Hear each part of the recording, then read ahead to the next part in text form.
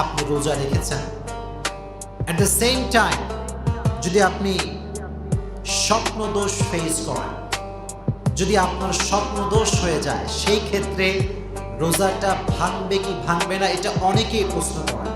আজকে আমি সবিস্তার বলতে না পারলেও কিছুটা সংক্ষেপে এটার উত্তর দিয়ে দিব ইনশাআল্লাহ।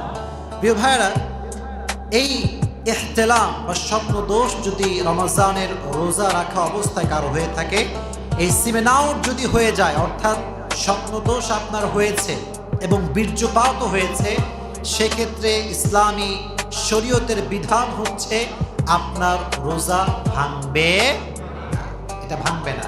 এর কারণটা হচ্ছে হাদিসের ভিতরে এসেছে রুফিআল কলম আন থালাথা আনিন নাইম হাত্তা ইয়াস্তাইকাযা। শরীয়তের পক্ষ থেকে 3 ব্যক্তিকে ছাড় দেওয়া হয়েছে। 1 নাম্বার ব্যক্তি হচ্ছে সেই ব্যক্তি যে ঘুমিয়ে থাকে, যতক্ষণ পর্যন্ত সে ঘুমিয়ে থাকে তার উপর থেকে শরীয়তের বিধানকে রহিত করে দিয়েছে একজন, তিনি কে? ঘুমন্ত অবস্থায় আমরা ভালো মন্দ কিছু টের পাই না। এজন্য ঘুমন্ত অবস্থায় যদি আমাদের ইহতিলাম হয়ে যায় বা ইহতিলামের কারণে স্বপ্ন দোষের কারণে সিমেন আউট হয়ে যায়, বীর্যপাত হয়ে যায়, এক্ষেত্রে বুঝতে হবে আপনার রোজাটা ভাঙ্গে। এক্ষেত্রে করণীয় কি? এক্ষেত্রে করণীয় হচ্ছে রোজা যদিও ভাঙে নাই, তবে আপনার উপরে গোসলের ফরজটা এটা অনিবার্য। গোসল আপনাকে করার জন্য একদম স্পেসিফিক প্রভিশন করে দিয়েছে একজন, তিনি কে? এটা ফরজ। এজন্য রমজান মাসে যদি আপনার হোয়াইট ড্রিম যদি হয় কিংবা স্বপ্ন দোষ যদি হয়, মনে রাখবেন রোজা আপনার ভাঙে নাই, তবে আপনাকে অবশ্যই ঘুম থেকে উঠে ফরজ গোসল করার দরকার আছে না নাই? এজন্য গোসল করে নেবেন। তবে হ্যাঁ, একটি টিপস শেয়ার করি, এটা পুরো বছরই স্মরণ রাখবেন।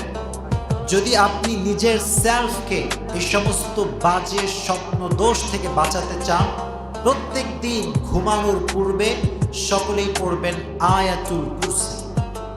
কি আয়াত পড়বেন বলেন?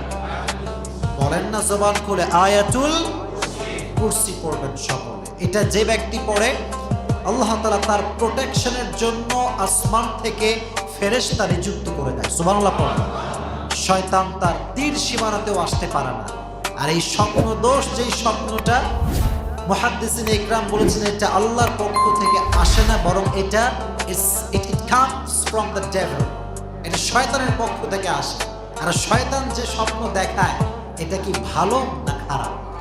বলেন না ভালো না খারাপ?